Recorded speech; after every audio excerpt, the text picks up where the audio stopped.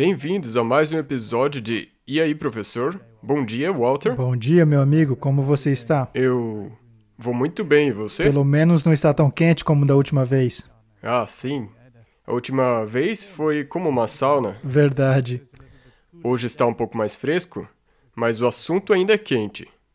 Então, vamos abrir com uma palavra de oração, então podemos começar. Pai Celeste, muito obrigado por nos reunir mais uma vez. Nós precisamos mais e mais de Ti a cada dia. Por favor, nos abençoe com a atuação do Espírito Santo e nos dê discernimento. Pedimos isso no maravilhoso nome de Jesus. Amém. Amém. Às vezes eu acho que Roma é propositalmente provocativa para ver até onde eles podem forçar a sua agenda, sem nenhuma palavra de protesto dos protestantes. Sim. E o que me surpreende é quão bem-sucedidos eles são. Correto? E ninguém sequer menciona aquilo que nós vamos discutir aqui. Não. Então, nós vamos falar um pouco sobre oração pelos mortos.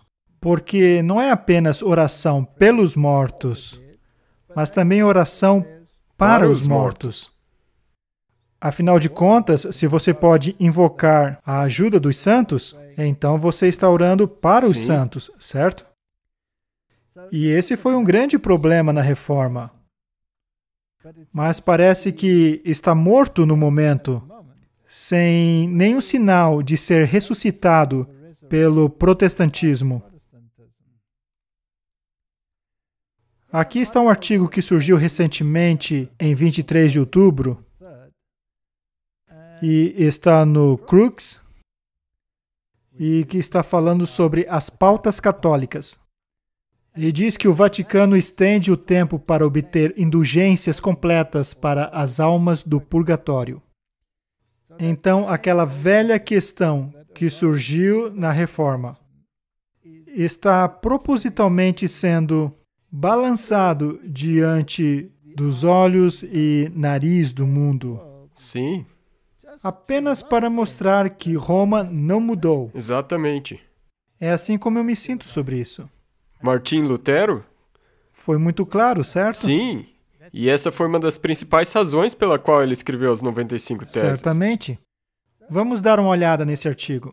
Indulgências plenas, tradicionalmente obtidas durante a primeira semana de novembro para as almas dos fiéis do purgatório, agora podem ser obtidas durante o mês inteiro de Sim. novembro. Agora, o que me surpreende é que eles têm esse tempo onde eles podem obter indulgência plena em novembro. Agora, se tivesse em seu poder de aliviar o sofrimento de um indivíduo, você não faria isso em janeiro, fevereiro, março, abril, Sim. maio, junho, julho, agosto, setembro, outubro, novembro, todos os dias? Exatamente. Não, mas nós faremos em novembro e deixe esses caras sofrerem pelo resto do ano, certo?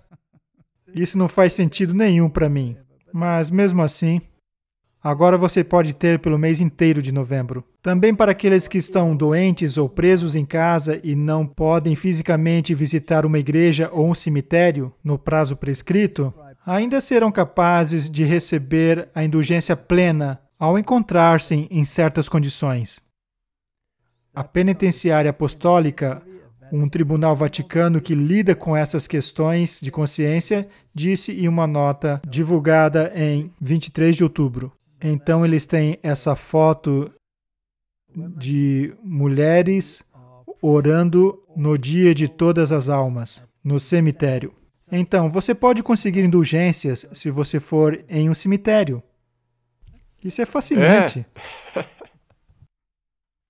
O tribunal também pediu aos padres que sejam particularmente generosos durante novembro em oferecer o sacramento da reconciliação e na administração da comunhão para aqueles que são enfermos. Essa nova provisão foi feita depois que o número de bispos pediram por orientações de como os fiéis poderiam realizar as obras devido à pandemia corrente e às restrições em muitos lugares do mundo, limitando o número de pessoas que podem se juntar em um lugar. É interessante que a Igreja Católica Romana continua com suas atividades, continua com suas missas e todas essas questões. Mas nas nações protestantes, é proibido em muitos países de ter serviços religiosos. Incrível, não é? Incrível. Batismos não podem. Não. Você é permitido ir a um restaurante e comer, mas você não pode participar de um serviço religioso.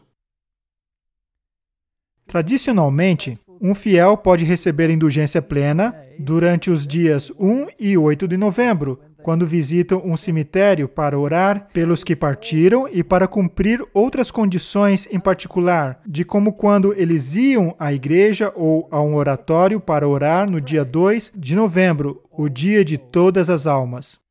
Conferências episcopais em países onde grandes números de fiéis tradicionalmente vão se confessar, atender a missa e visitar cemitérios durante a semana, perguntaram como os fiéis poderiam ser acomodados durante as restrições do Covid-19, no caso de um dos membros ficar doente, em isolamento ou em quarentena, disse o cardeal.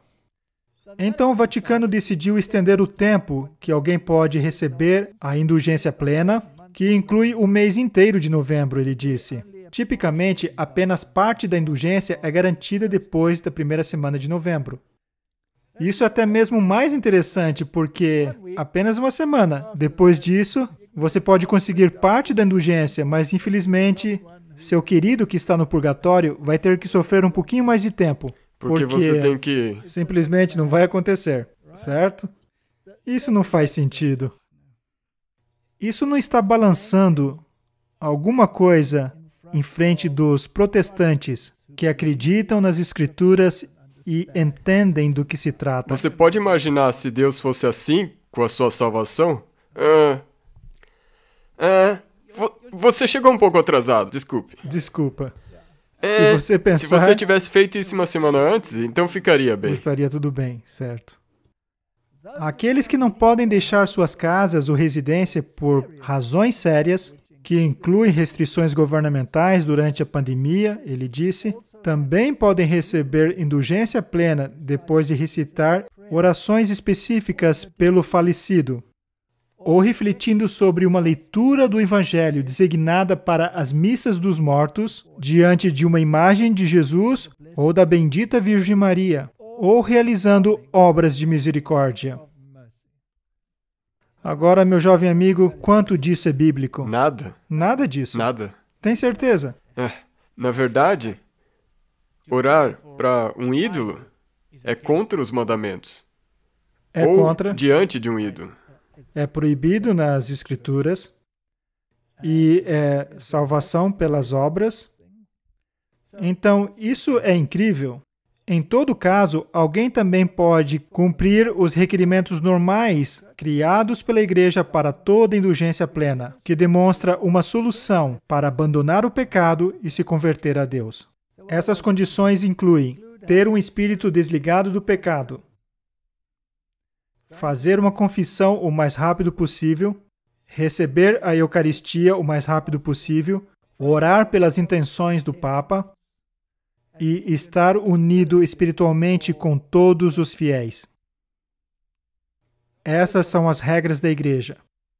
E em lugar nenhum eu leio isso na Bíblia. Você não vai ao confessionário o mais rápido possível na Bíblia. Quando você peca, você confessa seu pecado a Deus, apenas Deus. Quem pode perdoar pecado senão Deus? E também diz que todos os padres são fortemente recomendados a celebrarem 3 missas no dia de todas as almas, como está permitido no documento de 1915 pelo Papa Benedito XV. A esperança é que a disponibilidade de mais missas naquele dia ajudaria todos aqueles que querem atender uma missa, respeitando os limites de capacidade nas igrejas e lugares de adoração, ele disse. A igreja ensina que oração, particularmente a missa e sacrifícios, podem ser oferecidas em nome da alma no purgatório. A festa de todas as almas difere da festa de 1º de novembro, de todos os santos, precisamente porque é oferecida orações pela paz eterna e descanso eterno para todos aqueles que morreram no estado da graça, mas não totalmente purificados. Essa é a maior parte da humanidade, de acordo com eles. Então, o Catecismo da Igreja Católica diz que todos os que morreram na graça e amizade de Deus, mas ainda imperfeitamente purificados, estão de fato assegurados da salvação eterna. Mas após a morte, eles passam por purificação, de modo a alcançar a santidade necessária para entrar na alegria do céu. Uma negação total da justificação pela fé. Exatamente. Então, isso está balançando na frente do mundo protestante, que se assenta com essa igreja em conselho ecumênico. E pela causa dessa palavra maravilhosa chamada solidariedade, junto com qualquer comprometimento, seja o que for, e assim crucificar Cristo novamente. Sim. Agora, esse é um problema sério. E é um problema que envolve o mundo inteiro, e em particular o mundo cristão. Porque isso não é a primeira vez que isso surge. Isso já era um grande problema no tempo de Cristo. E é um grande problema em muitas religiões do mundo. Essa questão de orar para os mortos ou pelos mortos e pelos ancestrais mortos. Todas essas questões estão envolvidas aqui. Agora, vamos obter uma definição católica, apenas para ter certeza. Está aqui em Respostas Católicas e o artigo é Ofertas salvíficas pelos mortos. Agora, o que salvífico significa? Pela salvação. Absolutamente. Então, agora você pode trazer ofertas para oferecer pela salvação dos mortos? Eu pensei que a Bíblia dizia que é dada ao homem morrer uma vez e depois disso Sim. o julgamento. Mas aqui você pode fazer alguma coisa pelas almas daqueles que morreram, certo? Então, se eles não viveram à altura do padrão da Bíblia, então você pode fazer oferendas, orar por eles para que eles sejam salvos, sem que eles tivessem que ter feito isso. Correto? E algumas religiões chegam ao ponto de dizer que você pode batizar os mortos. Uau! Mas não vamos entrar nisso. Ofertas pelos mortos. Como católicos fiéis, nos foi ensinado que devemos oferecer orações e reparações pelos mortos. Como você pode consertar alguma coisa que alguém fez e esse alguém já está morto? Isso é possível. Não? Se tem que haver um reparo, tem que ser feito antes que alguém Sim. morra, certo? Quando você tem uma decisão a fazer. Essa é uma obra espiritual de misericórdia, um ato meritório de nossa parte. É, na verdade, um ato tolo, porque uma vez que você está morto, é tarde demais para fazer qualquer reparo. O reparo tem que ser feito antes que você Sim. morra. O que a Bíblia diz sobre oração pelos mortos? Bem, nós temos alguns versos interessantes aqui. E eu uso a versão padrão inglesa também, porque traduz algumas palavras como necromantes, que outras versões necessariamente não traduz dessa forma. Deuteronômio 18:9. E quando entrares na terra que o Senhor teu Deus te dá, não aprendas a fazer de acordo com as abominações daquelas nações. Não deverá se achar entre vocês ninguém que faça passar o seu filho ou a sua filha pelo fogo, ou que pratica adivinhações, ou alguém que faça presságio, ou feiticeiro, ou bruxa, ou um encantador, ou consulte os espíritos, que faça magia ou necromancia. Isso é alguém que consulta os mortos? é estritamente proibido na palavra de Deus. Levíticos 19:31. Não vos volteis para os que consultam os espíritos dos mortos, nem para os que adivinham o futuro, porque eles vos contaminariam. Eu sou o vosso Deus. A versão padrão inglesa traduz esse verso: não se volte para os médiums ou necromantes. Isso são pessoas que consultam os mortos. Não os procure para não ser contaminado por eles. Eu sou o Senhor vosso Deus. Por que você seria contaminado consultando os mortos? Porque a Bíblia é muito clara. Os mortos não sabem nada. Então, quem você na realidade está consultando quando consulta os mortos? Demônios? Você está falando com demônios, disfarçado de seu ente querido. Aqui mais alguns versos. Isaías 8:19, na King James e na versão padrão inglesa.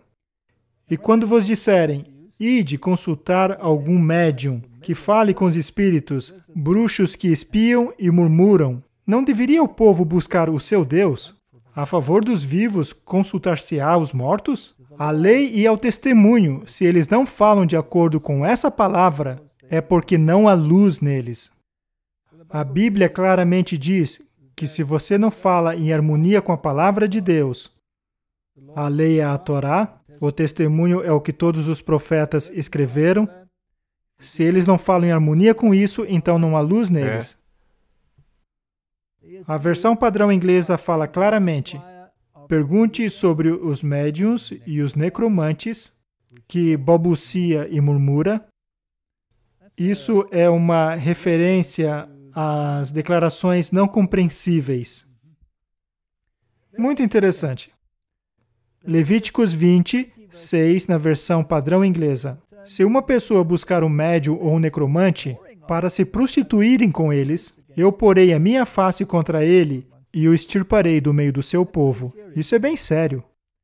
Em outras palavras, quando você se entrega a essas coisas, você está indo contra a palavra de Deus, porque você está recebendo instruções de demônios. Levíticos 20:27. Quando, pois, algum homem ou mulher em si tiver um espírito de necromancia ou espírito de adivinhação, certamente morrerá, será apedrejado e seu sangue será sobre eles. Bem, aqui estava sobre a teocracia. Nós não temos mais uma teocracia, então você não pode ir e fazer isso. Mas basicamente o que Deus está dizendo é que no julgamento final, isso trará uma pena de morte. Deuteronômio 14, verso 1. Vocês são filhos do Senhor, do seu Deus. Não façam cortes no corpo, nem rapem a frente da cabeça por causa dos mortos.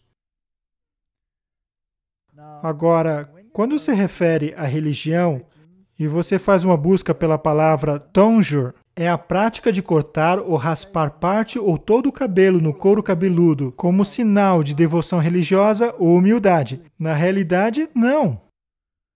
Isso é um corte para os mortos. Agora, se você voltar às velhas religiões pagãs, no tempo de Nimrod, então nós aprendemos que Nimrod, claro, foi morto, e existia um costume de fazer esses cortes para mostrar que você estava sendo solidário, vamos usar essa palavra, com esse morto. Então, a palavra originada do latim tonsura significa corte ou tosquiamento e se refere a uma prática específica no catolicismo medieval, abandonada pela Ordem Papal em 1972. Agora, isso é interessante, mas ainda vemos que esse tipo de corte é uma prática muito comum no mundo religioso. E freiras costumavam ter seus cabelos cortados e raspados, é por isso que eles usavam uma touca. E nós encontramos também em outras religiões. Deuteronômio 26:14 diz: não comi nada da porção sagrada enquanto estive de luto, nada retirei dela enquanto estive impuro, e dela não ofereci nada aos mortos. Obedeci ao Senhor, ao meu Deus, fiz tudo o que me ordenaste. Em outras palavras, a Bíblia claramente diz que nós não temos nada que ver em termos de se comunicar com os mortos. Isso não significa que você não pode se lembrar dos mortos. Não significa que você não pode se entristecer pela morte. Mas não há nenhuma comunicação e nenhuma mudança de status é possível. Sim. Aqui uma pergunta que foi feita. Por que os budistas honram os seus mortos alimentando eles? Se os mortos não sabem nada, você pode alimentá-los? Não. Respostas católicas, aquele artigo sobre orações salvíficas. Vamos continuar lendo o que eles explicam lá. Desde o princípio, a Igreja tem honrado a memória dos mortos e oferecer orações e sufrágio por eles. E acima de todo o sacrifício eucarístico, para que assim purificados, eles possam alcançar a visão beatífica de Deus. A Igreja também recomenda esmolas, indulgências e trabalhos de penitências feitos em nome do morto. Agora, todas essas atividades é estritamente proibida na palavra de Deus. E não é apenas em religiões não cristãs que achamos essas práticas, mas aqui no coração do catolicismo, nós achamos isso também. Vamos ajudar e comemorá-los. Você pode ajudar o morto? Não. Se os filhos de Jó eram purificados pelo sacrifício do Pai, por que duvidaríamos que nossas ofertas para os mortos trariam a eles consolação? Não hesitemos em ajudar aqueles que morreram e oferecer nossas orações por eles. Bem, como eu disse antes, ora, o mundo se senta em um conselho ecumênico e o mundo protestante assume que Roma é uma instituição cristã funcionando de acordo com os princípios bíblicos. Então nós temos problemas com documentos como esses que acabaram de ser lançados. Então, o que você acha? Eu acho que é muito importante que você está dizendo isso, porque muitas pessoas vão estar assistindo esse episódio agora e sentadas dizendo, ok, não somos católicos, então isso não se aplica a nós. Mas você está aceitando princípios católicos na sua vida? E é isso que é importante perceber. Como você disse, esses acordos ecumênicos com eles. Por um acaso Deus trabalha em harmonia com o erro? Não. Então, a liderança que achamos, o exemplo que achamos, vindo desse sistema, que tem sido incorporado nas legislações do mundo inteiro, isso emana de uma linha pura ou isso emana de uma linha contaminada? Essa é a pergunta que temos que fazer a nós mesmos.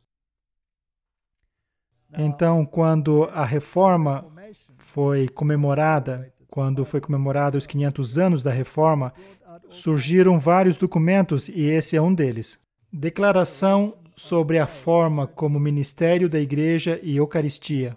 Era uma questão sobre a unidade entre irmãos, de denominações diferentes.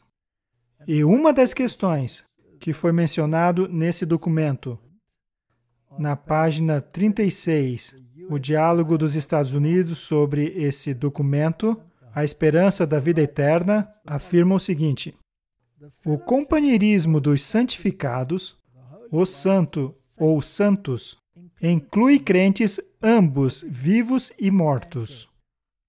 Esse é um documento sobre unificação do mundo protestante com o mundo católico. Há, portanto, uma solidariedade da Igreja. Eu sou muito alérgico a essa palavra. Solidariedade. Isso tem sido estampado em todos os lugares hoje. E há frases disponíveis na internet do Papa Francisco usando essa palavra. Sim. Mas vem aparecendo regularmente nos documentos protestantes. Sim. Solidariedade. Isso significa que você vai ter solidariedade em erro flagrante? Não, é uma apostasia flagrante contra a palavra de Deus. e uma rebelião contra a sua palavra. Então, você tem que ceder o tempo todo? Você tem. E no episódio passado, nós não vimos que o jeito de obter o bem comum é através do ceder? E qual foi a queda de Israel? O ceder? Sim, foi chamado de sincretismo. Sim. Uma mistura de adoração pagã com adoração verdadeira. Em outras palavras, adorar a Baal em nome de Deus. Exatamente. Então, é incrível que esse documento diz que a comunhão inclui ambos, vivos e mortos. Você está, na realidade, celebrando a Eucaristia junto com os mortos. Há, portanto, uma solidariedade da igreja em todo o mundo com a igreja triunfante. Essa solidariedade atravessa a barreira da morte. É particularmente evidente na Eucaristia, que sempre celebra a unidade com as hostes celestiais. Então, os mortos fazem parte. Participam. Particularmente em louvor e adoração a Deus, na ceia do Senhor, a aparente divisão marcada pela morte se derrete. Então tem uma grande festa? Uma grande festa celebrada junto com os mortos. Isso é tão pagão quanto é possível ser. Correto. O que o espiritualismo ensina sobre essa questão? O espiritualismo tem 6 princípios fundamentais básicos, e isso vem de suas próprias fontes. Eles reconhecem a existência de uma inteligência suprema. Não precisa ser um Deus pessoal, certo? E, com certeza, a imortalidade da alma. Somos, em essência, espíritos, todos os quais são criados simples e ignorantes, mas tendo o poder de se aperfeiçoar gradualmente. O que é impossível. De acordo com as Escrituras, a sua perfeição ela é imputada ou transmitida por Deus. Sim. E não há nada o que você possa fazer, porque toda a sua justiça é um pano de imundícia. Sim. A reencarnação é então possível, se você é um espírito vivo dos mortos, pluralidade de mundos habitados, as diferentes orbes do universo, são as várias moradas dos espíritos. Isso significa que você pode se comunicar com eles, certo? Comunicabilidade do espírito. Espíritos são seres humanos desencarnados. Os espíritos podem se comunicar com o nosso mundo material através de médiums. O que nós lemos na Bíblia? Nada de necromancia, nada de falar com os mortos. É proibido. E a moral deles é baseada no Evangelho de Jesus. Isso é sincretismo da mais alta ordem. Isso deveria por si só já soar o alarme para as pessoas que pensando que, ok, mas a gente não acredita exatamente como os católicos. Nós não oramos aos mortos, mas você ainda acredita que eles estão no céu E pode falar com depois da eles. morte. Como você pode dizer que algo contrário ao Evangelho de Jesus Cristo é baseado no Evangelho de Jesus Cristo? Então, nesses 3 espíritos imundos, que saem juntos da boca da besta, que é o catolicismo, saindo da boca do protestantismo e da boca do dragão, que é o espiritismo, então você tem a união final que trará o conflito entre a justiça e a injustiça. E isso é exatamente Sim. onde estamos na linha Correto. do tempo. Agora, se você se calar sobre essa questão, então você realmente a tolera. A Bíblia diz, se você avisar o ímpio, então você fez seu dever? Se não, está sobre sua cabeça. E esse é o caso do protestantismo. Está em silêncio sobre essa questão. A doutrina sobre a imortalidade da alma. Ezequiel 18:20 diz que a alma que pecar morrerá. Aqui está falando sobre essa palavra que foi traduzida como alma. Deverá morrer. Por quê? Porque o ser humano completo é a alma. E o homem se tornou uma alma vivente. Você tem que ter o pó e o fôlego de Deus para constituir uma alma. Correto. Uma não tem como existir sem a outra. Correto. 1 Timóteo 1,17 diz: Ora, ao Rei dos séculos, imortal, invisível, ao único Deus sábio, seja honra e glória para todos sempre. Amém. Somente o Rei dos séculos é imortal. 1 Timóteo 6, 14 a 16 diz: Que guardes este mandamento sem mácula e repreensão até a aparição de nosso Senhor Jesus Cristo, a qual a seu tempo mostrará o bem-aventurado, o único poderoso Senhor, Rei dos reis e Senhor dos senhores, aquele que tem Ele só a imortalidade. O único que tem imortalidade é Deus, e aquele a quem Ele concede. E habita na luz inacessível, a quem nenhum homem viu nem pode ver, ao qual seja honra e poder sempre eterno. Está bem claro que a Bíblia ensina que somente Deus é imortal. E Jesus disse em João 11, 11 a 14, Lázaro, o nosso amigo, dorme, mas eu vou despertá-lo do sono. Disseram, pois, os seus discípulos, Senhor, se dorme, estará salvo. Mas Jesus dizia isso da sua morte. Eles, porém, cuidavam que falava do repouso do sono. Então Jesus disse-lhes claramente, Lázaro está morto. Agora, se você está em Cristo, então você não está realmente morto. Mas quando você cessa de existir em seu estado atual, você está num estado de sono, inconsciente. E quanto tempo vai permanecer nesse estado? Bem, Jó nos diz no capítulo 14, versículo 12, até que não haja mais céus. A Bíblia nos diz que quando Cristo vier, o céu se retirará como um livro que se enrola. Não acordará nem despertará de seu sono. Está bem claro. Salmo 6, 5, porque na morte não há lembrança de ti. No sepulcro, quem te louvará?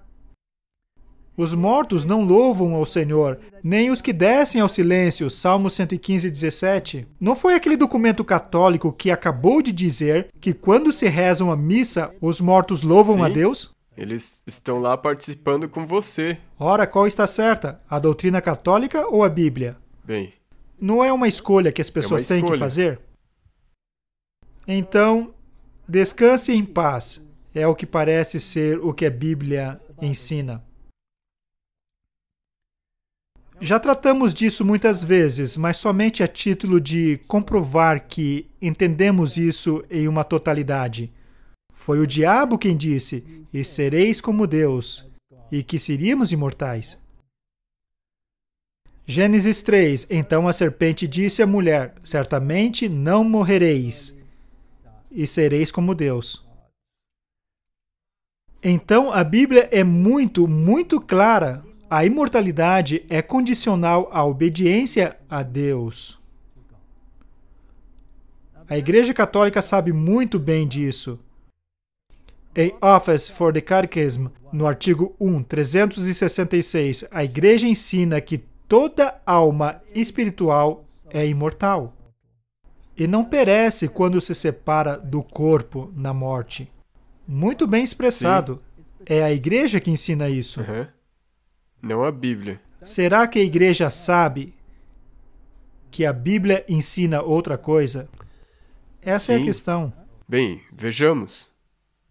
Sim, a Nova Enciclopédia Católica diz: a alma no Antigo Testamento não significa uma parte do homem, mas todo o homem. Será que eles sabem? Sim. Mas todo homem como ser vivo. De igual modo, no Novo Testamento significa a vida humana. A vida de um objeto individual, consciente. Exegetes recentes têm sustentado que o Novo Testamento não ensina a imortalidade da alma, no sentido helenista de sobrevivência de um princípio imortal após a morte. Será que a Igreja Católica sabe o que a Bíblia ensina? Sim. Seu ensino é contrário à Bíblia? 100%. 100%. E ela não tem papas na língua. Não. Posso me assentar em um concílio com eles? Como poder ser solidário a isso? Como se solidarizar com isso? Fazendo concessões? Que concessão podemos fazer? Sempre deixando algo de lado. Na verdade, comprometendo a Bíblia. Então, se é ou uma coisa ou outra, então não dá para ser as duas. Fascinante. Mas quão inflexíveis eles são a esse respeito? O Papa Leão X, em 1513, ora, lembremos-nos, isso foi logo antes da Reforma, não é? Ele diz: nós realmente condenamos e reprovamos todos aqueles que afirmam que a alma inteligente é mortal. Essa bula foi direcionada contra a crescente heresia daqueles que negavam a imortalidade natural da alma e confessavam a imortalidade condicional da alma. Em outras palavras, se você acreditasse Sim. na Bíblia, estava condenado como um réprobo. Então, eles são muito inflexíveis quanto a isso. É a doutrina deles que vai permanecer, e não a da Bíblia. Bem, em sua defesa publicada em 1520, de 41 de suas afirmações, Lutero citou a declaração de imortalidade do Papa, como entre, abre aspas, aquelas opiniões monstruosas a ser encontradas nos monturos de decretos romanos. Martinho Lutero levava jeito com as palavras, não é? Ele não concordava com isso, não é? Não, definitivamente não. Ora, por que não? Bem, o arcebispo Francis Blackburn declara que Lutero sustentava a doutrina do sono da alma, com base nas Escrituras. E depois fez uso dela como uma refutação ao purgatório e à adoração de santos, e permaneceu nessa crença até o último instante de sua vida. Ora, os reformadores tinham um exemplo diante de si. Eles se intitulavam luteranos e não creem no que Lutero cria. Na verdade, eles deixam essa parte de fora do seu catecismo.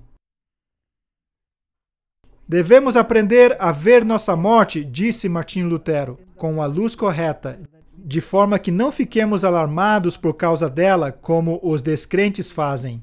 Porque em Cristo ela não é de fato morte, mas um fino, doce e breve sono. Não é o que Jesus disse? Sim. Que nos traz libertação deste vale de lágrimas, do pecado e do temor, e extremidade da verdadeira morte e de todos os desfortúnios dessa vida.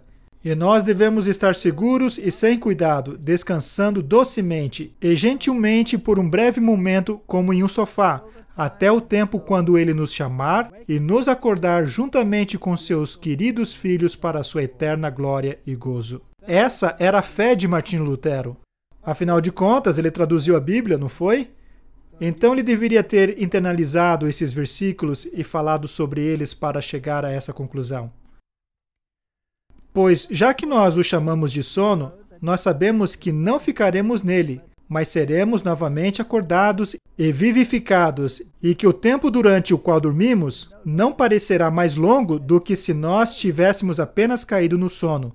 Daí, nós devemos nos censurar por estarmos surpresos ou alarmados com tal sono na hora da morte, e de repente formos revividos da cova e da decomposição, e inteiramente bem, novo, com uma pura, clara e glorificada vida, e encontrarmos nosso Senhor Salvador Jesus Cristo nas nuvens. Será que ele estudava a Bíblia? Certamente. Com certeza, ele a traduziu e sabia do que falava. As Escrituras em todo lugar fornecem tal consolação, que fala da morte dos santos, como se eles caíssem em sono e fossem ajuntados aos seus pais, ou seja, que venceram a morte através de sua fé e conforto em Cristo, e esperam a ressurreição junto com os santos que os precederam na morte. Ora, a ressurreição já era uma divergência nos dias de Jesus? Sim, muito. Os fariseus, os saduceus tinham pontos de vista muito diferentes quanto à ressurreição. E Jesus ensinou claramente a ressurreição dos mortos. Ele repreendeu os saduceus. Então, Essa é uma guerra fascinante que perdura desde o princípio. Ora, William Tyndale também foi quem traduziu a Bíblia e pagou um preço muito alto por isso. O tradutor britânico da Bíblia veio em defesa do ensino renovado da imortalidade condicional.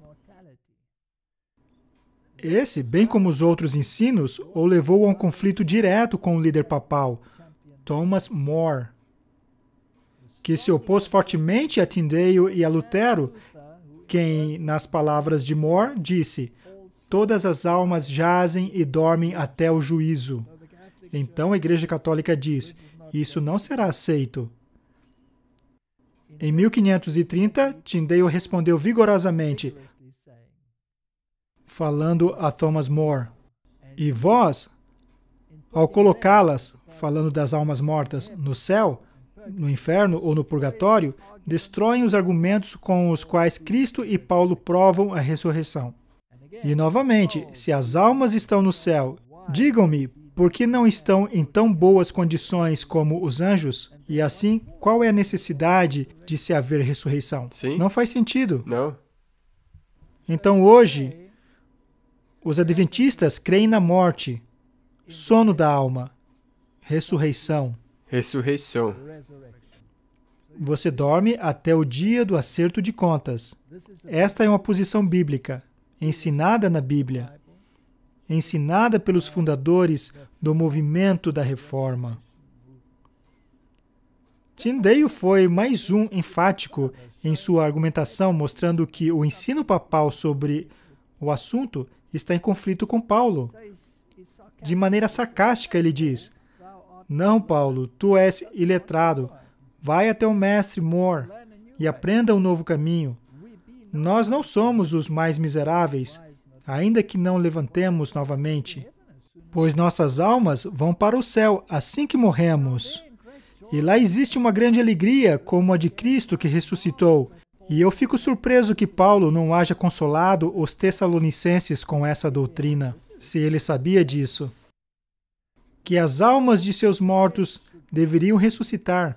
Se as almas estão no céu, em grande glória como os anjos, conforme sua doutrina, pode me mostrar qual a causa para haver uma ressurreição?" Um argumento bem lógico, não é? Isso está vindo à tona novamente, na época em que vivemos. Sim. E o fato de o Papa, nesse exato dia e nesse exato mês em que estamos gravando essa questão, traz isso à tona novamente e esfrega no nariz dos protestantes sem nenhuma palavra de reprovação. É estarrecedor. É mesmo. Isso mostra onde estamos na linha do tempo, como você disse. Sim. Nós estamos no fim. Sabe, eu sei que há muitos que dirão: lá vão eles novamente com essa doutrina adventista. Vou mostrar um artigo de Warren Prestige, que é um batista que estudou isso e escreveu um artigo sobre isso.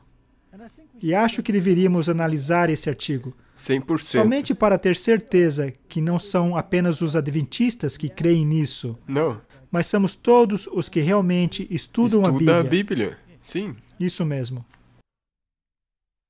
Aqui está o artigo. E essa é a página na internet. É de Warren Prestige. E o Warren Prestige tem muitos títulos. E é um pastor batista. E ensinou em colégios de ensino médio e universidades. Além de ser o autor desse artigo sobre o sono da morte. E ele começa o argumento com o sono da morte. De acordo com a Bíblia, os mortos, quer cristãos, quer não cristãos, bons ou maus, salvos ou perdidos, não estão sofrendo no inferno, nem trabalhando no purgatório, nem se alegrando no céu. Em vez disso, cessaram inteiramente suas atividades. Isso é, como eu diria, uma fonte independente. Sem consciência, aguardam a ressurreição dos mortos na volta de Cristo. ou seja, Jesus na glória de Deus. Para usar uma metáfora bíblica comum, eles dormem o sono da morte. E cita Salmos 13, 3. Ora, o que é o sono da morte? No Antigo Testamento, morrer é frequentemente mencionado como deitar-se em sono. E dizem que os mortos estão dormindo. 3 palavras hebraicas diferentes são usadas para esse fim. A primeira é shachba. Provavelmente não a pronunciei corretamente. Não importa. Ele dá os exemplos. Deuteronômio 31, 1 Reis 2. E Davi dormiu com seus pais e foi sepultado. E diz para comparar com Atos 13, 36 e outras 30 instâncias similares. A segunda palavra é Yashen, exemplos Jó 3, 13, Salmos 13, 3, Daniel, os mortos dormem no pó da terra. E a terceira é Shenar. Por exemplo, Jó 14, 12, os mortos não acordarão nem despertarão de seu sono. O sono da morte afeta todos os seres humanos no mesmo modo. Lá, os ímpios cessam de causar distúrbio e os cansados descansam. É um sono perpétuo, sem sonho. Em vez disso, a metáfora significa total inatividade, inconsciência e, de fato, inexistência. É o que a Bíblia ensina. Sim. Não vamos ler todo o artigo.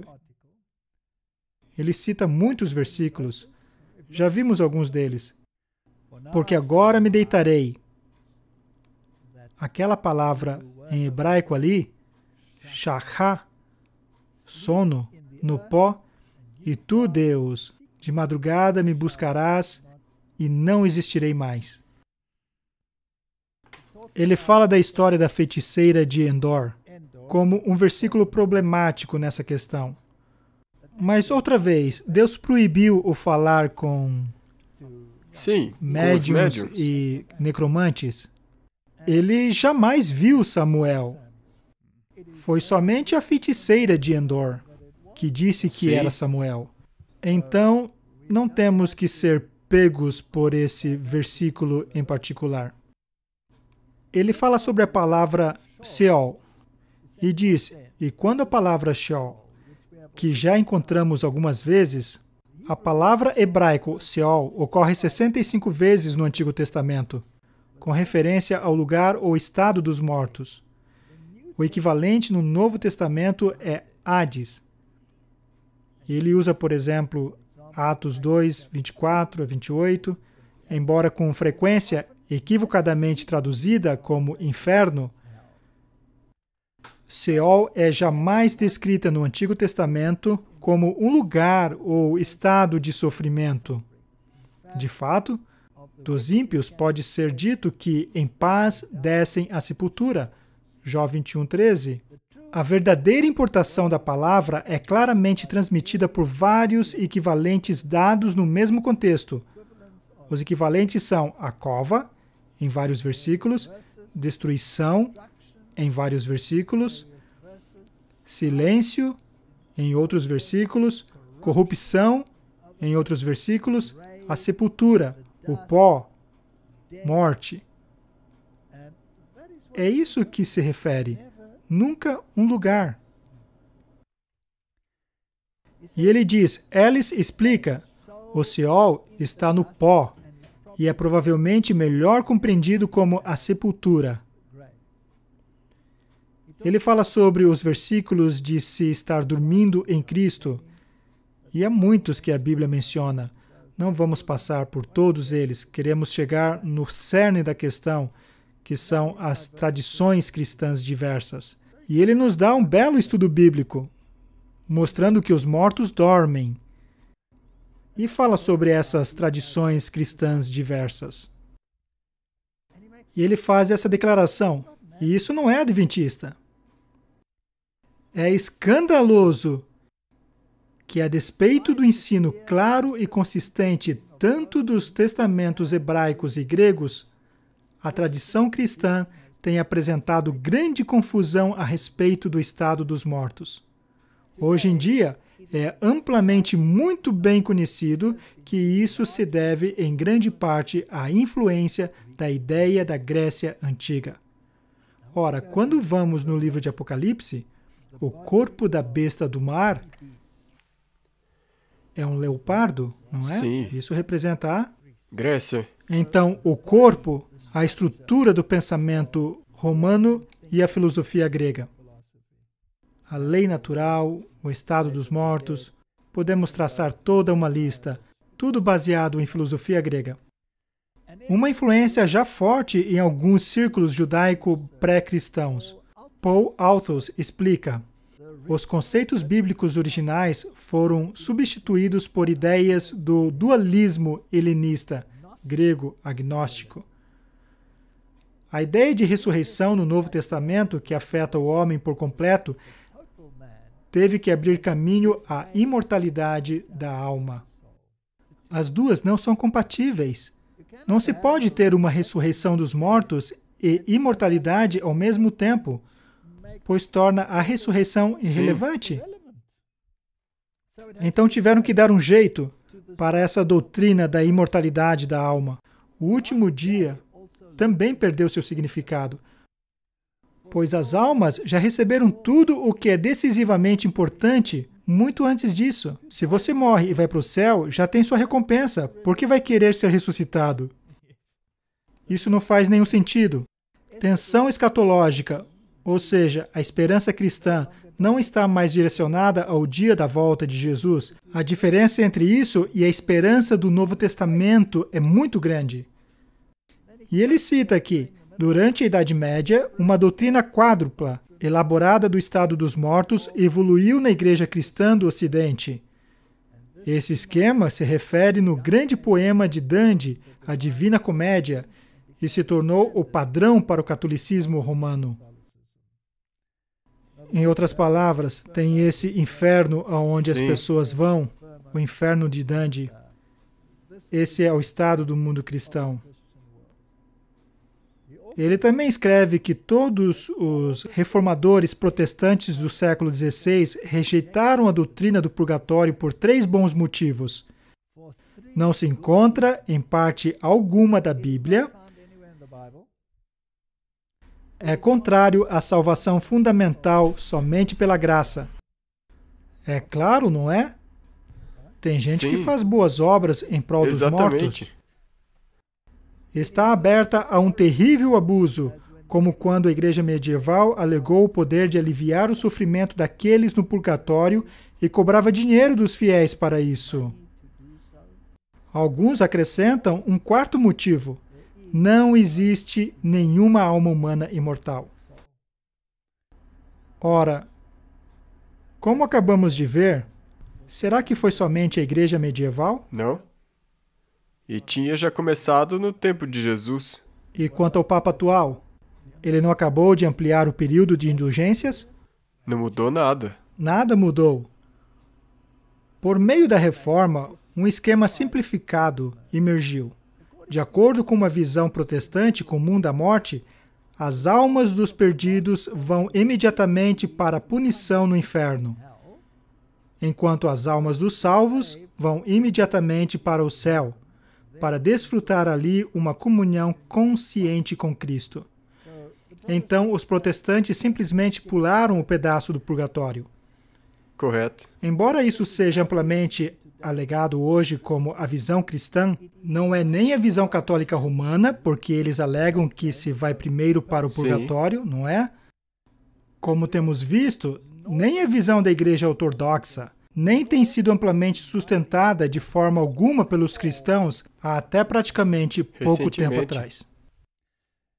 Então, quando as pessoas dizem que os adventistas são sempre contrários aos outros, aqui temos alguém que, ao estudar a questão, chegou à conclusão de que a única forma de resolver esse problema é se apegando às Escrituras. Correto. Não é arrogância, é simplesmente obedecer à palavra de Deus. Para falar a verdade, escreve ele, a ideia da ascensão imediata da alma ao céu na morte é de origem grega agnóstica, não bíblica ou cristã. Em minha opinião, é precisamente essa visão que o apóstolo Paulo está argumentando em seu grande capítulo da ressurreição, 1 Coríntios 15. Aqueles a quem ele opõe não via necessidade de ressurreição, versículo 12, precisamente porque supunham, alinhados com sua criação platonista grega, que a alma é imortal, e consideravam que as almas salvas iam imediatamente para o céu na morte. E então ele tem essa citação interessante de Bruce Winter. Vamos ler um pedaço. Não é de surpreender, portanto, que essa visão também foi redondamente confrontada por mestres cristãos proeminentes do primeiro, segundo e terceiro séculos, assim como Justino Martin.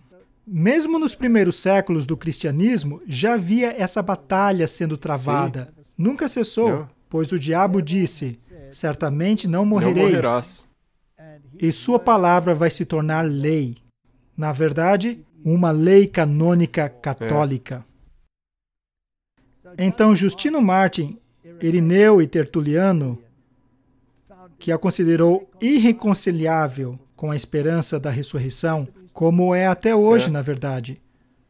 Justino Martin disse a Trifão, um oponente judeu, ora, isso é interessante, ouça só isso. Ele disse que se encontrassem algum cristão que ousassem blasfemar contra Deus, afirmando que não há ressurreição dos mortos, mas que suas almas são levadas ao céu no exato momento de sua morte, não os considere como cristãos de verdade. Essa é uma acusação séria. Então, o que isso significaria para o mundo protestante atual? Que eles têm um problema. De acordo com Justino Martin, não deveríamos considerá-los como cristãos de verdade, pois os cristãos de verdade creem na segunda vinda de Cristo. A trombeta soará, os mortos em Cristo ressuscitarão, aqueles que estão vivendo em Cristo serão transladados em um momento, num abrir e fechar de olhos, e juntos com os ressuscitados se encontrarão com o Senhor nos ares. E esses ressuscitados não estavam no céu Não. e depois voltaram para a tumba e depois foram Não, ressuscitados. estão dormindo na sepultura até a ressurreição. Se você ler o livro de Daniel, é bem direto. Você descansa, você dorme, e você vai se levantar naquele dia, na segunda vinda de Cristo. Então, isso é o que significa ser um adventista. Acreditar na segunda vinda de Cristo como esperança para toda a humanidade. E essa esperança vem da ressurreição, que vai ser garantida por Cristo incondicionalmente, pela obediência. Isso é ensino bíblico. Então, por que estamos falando disso outra vez? Porque recebemos tantas perguntas Sim. sobre isso. E tem que ser tratada de maneira bem clara, que esse não é um problema apenas de adventistas do sétimo dia contra o resto do mundo. Essa é uma questão Sim. bíblica.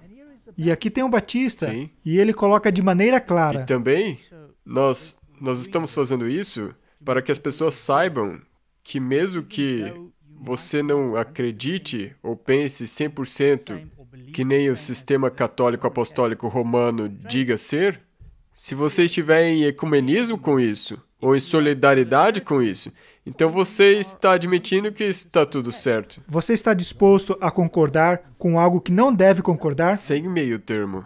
Cristo entrou em acordo com os saduceus para que eles continuassem a acreditar no que acreditavam? Não, Paulo se comprometeu com eles? não. Não. Ele menciona Martinho Lutero e ele diz, está registrado que ele categoricamente negou que a alma é imortal. Lutero entendia a condição entre a morte e a ressurreição como um profundo sono, sem consciência e sentimentos. Contudo, Lutero não diz nada sobre almas sem seus corpos, gozando uma vida verdadeira e abençoada antes da ressurreição. Eles dormem na paz de Cristo. Esse estudo é muito interessante. Ele declara que, hoje em dia, muitos cristãos estão presos à doutrina modificadas do purgatório, como um meio não meramente de purificar aqueles já salvos, mas também de trazer toda a humanidade, talvez, uma derradeira salvação. Se você crê na doutrina da segunda chance, então, basicamente, você crê numa forma de purgatório. E também, se você, como ali diz, no final, salvação para toda a humanidade, porque, como nós lemos, mesmo que você não tenha vivido da maneira que você devia e se perdeu, então alguém pode orar por você estando do outro lado. Isso não é exatamente uma doutrina católica. A doutrina deles declara que se você morrer num estado de graça, ou seja, você fez confissão ou recebeu absolvição, então você vai para o purgatório. Se morreu num estado de pecado mortal, de acordo com eles, você vai direto para o inferno. Certo, então as indulgências só servem para tirar você do purgatório. Apenas livra você do Certo. purgatório. Lá onde você queima seus pecados, Sim. mas ainda se salva. Não é um perdão de pecados. É uma renúncia à penalidade do pecado. Mas a Bíblia diz que Cristo carregou a penalidade em meu lugar. É uma negação da expiação de Cristo. É uma afronta descarada à doutrina cristã da salvação em Cristo, e somente em Cristo. É por isso que se pode venerar santos e violar todos os mandamentos de Deus e escapar impune disso. A própria base da doutrina cristã foi negada. Ele declara: a ideia da salvação universal será tratada nos capítulos 6 e 9 desse livro específico. Quanto ao purgatório, em qualquer forma, simplesmente não há embasamento bíblico para tal doutrina. Não temos evidência de que Jesus ou os apóstolos jamais tenham ensinado essa doutrina, ainda que numa fraca forma embrionária. Não tem nada nas Escrituras. Vale salientar ainda, como observa corretamente o Dr. Harris, que a ressurreição e o juízo estão inseparavelmente associados. Esse ponto é muito importante. A ressurreição e o juízo estão unidos, não podem ser separados. Contudo, como ele também admite, é difícil encontrar qualquer referência no Novo Testamento de um juízo de alguém na morte. Não é apenas difícil, é impossível. A menos que você queira dizer que aos homens está ordenado morrerem uma vez, vindo depois disso o juízo. Mas isso não diz que o juízo acontecerá na morte. Diz que vai acontecer. Sim.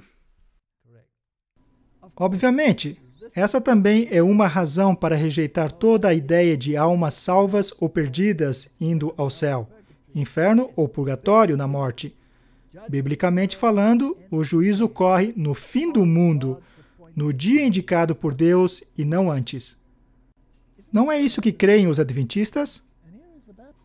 E aqui temos um batista confirmando que isso é exatamente o que a Bíblia ensina. Em contraste com a confusa diversidade de tradições cristãs, está o claro e consistente ensino das Escrituras. A segunda vinda de Jesus, por meio da qual se chega ao reino de Deus, será um evento que intervém em nossa época e em nosso mundo para finalizar, julgar e transformar nossa história. Isso é exatamente o que defendem os adventistas. Daí vem o nome adventista. Quando o Filho do Homem vier em sua glória, as nações serão reunidas diante dele e apartará uns dos outros, como o pastor aparta dos bodes as ovelhas. A própria criação será libertada da escravidão, da decadência e obterá a liberdade da glória dos filhos de Deus. Isso é óbvio pelo simples fato de que uma geração estará viva na Terra quando isso ocorrer e experimentará o arrebatamento sem morrer. Não se trata de um arrebatamento secreto, como muitos ensinam. Essa é a ressurreição final. Logo ele cita os versículos: e a ressurreição, a imortalidade e comunhão eterna com Cristo ocorrerá somente nesse evento e por meio dele, a segunda vinda de Cristo. É isso o que um pastor batista crê. Agora que estudamos todas essas questões da morte, podemos entender que a veneração de santos e de Maria não é bíblica. Então, qualquer aparição dessa natureza não pode ser Maria, pois ela está dormindo num estado de inconsciência, conforme as Escrituras, não é? É claro que eles ensinam que ela nunca morreu, que ela foi corporalmente ao céu, mas se formos a Jerusalém, encontraremos muitas sepulturas de Maria. Então a questão fica muito confusa. Eles acabaram de emitir uma moeda em 16 de outubro de 2020. A nova moeda do Vaticano retrata a mãe carregando a terra em seu ventre. Eles também ensinam que Maria é a arca, porque ela conteve Cristo, não foi? Que é a incorporação da lei. Sim. Que, a propósito, eles negam. Agora, eles têm a Mãe Terra como um equivalente. Isso é sincretismo do mais alto nível, juntando o paganismo com o cristianismo. Algo que a Bíblia condena em termos explícitos. Então, a nova moeda, cunhada pelo Estado da Cidade do Vaticano, retrata uma mulher carregando a terra em seu ventre. O artista que projetou a moeda, que comemora o Dia da Terra, diz que o design foi sua resposta ao ecológico que ele foi comissionado a retratar. Foi um escultor italiano e católico que projetou a moeda. E disse à agência de notícias católicas que queria imaginar a Terra como uma jovem mulher grávida que protege a Terra. Mas eles tiveram um festival em Roma, como discutimos no episódio anterior, onde homenagearam essa Mãe Terra. Sim, no sino da Amazônia, eles tinham as estátuas da Pachamama. Certamente. E a estátua da Pachamama, na verdade, é a mesma do que essa daí, porque ela também está grávida. Uma jovem grávida. Sim. Quer façam isso na forma de Maria, ou quer nessa forma, é irrelevante. A imagem na moeda tem sido comparada com figuras de uma mulher grávida esculpidas em madeira que estavam em exposição em igreja e em eventos durante o Sínodo de Bispos sobre a Amazônia de 2019 do Vaticano.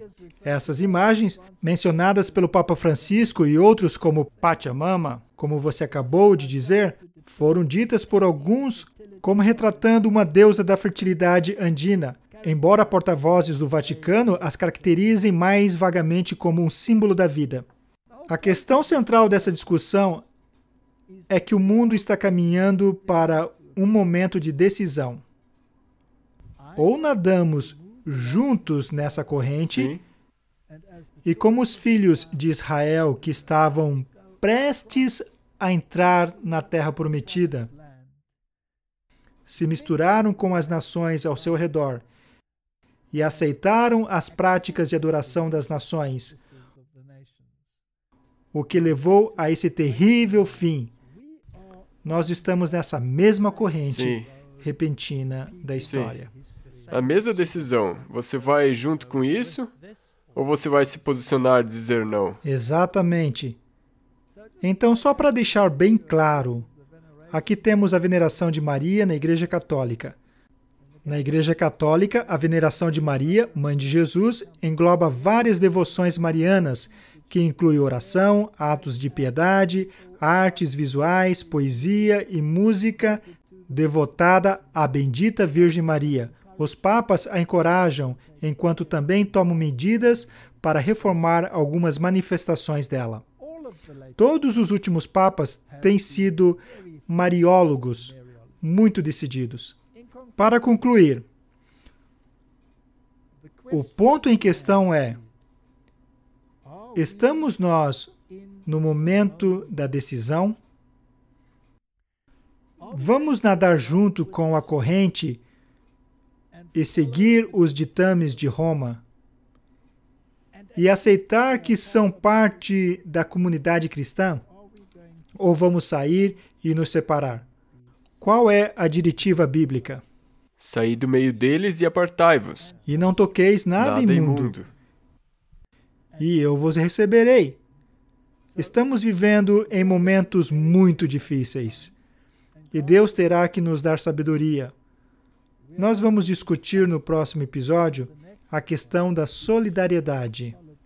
Sim. Uma palavra que está sendo usada o tempo todo pelo papado e pelas publicações protestantes. Sim. E de acordo com o que acabamos de tratar, queremos fazer a seguinte pergunta: esse tipo de solidariedade é sequer possível, considerando as diretivas das Escrituras? Que Deus nos dê sabedoria. Vamos orar. Querido Pai Celeste, o mundo está tão confuso e as antigas linhas de batalhas ainda existem até hoje.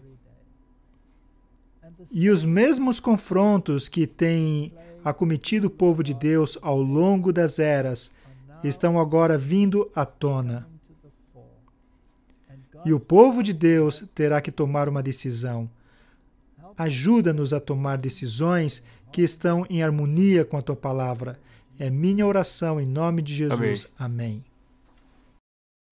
Obrigado por assistir esse vídeo. Para se inscrever, clique aqui. Clique no sininho para poder receber notificações. Para assistir o próximo vídeo, clique aqui. Muito obrigado!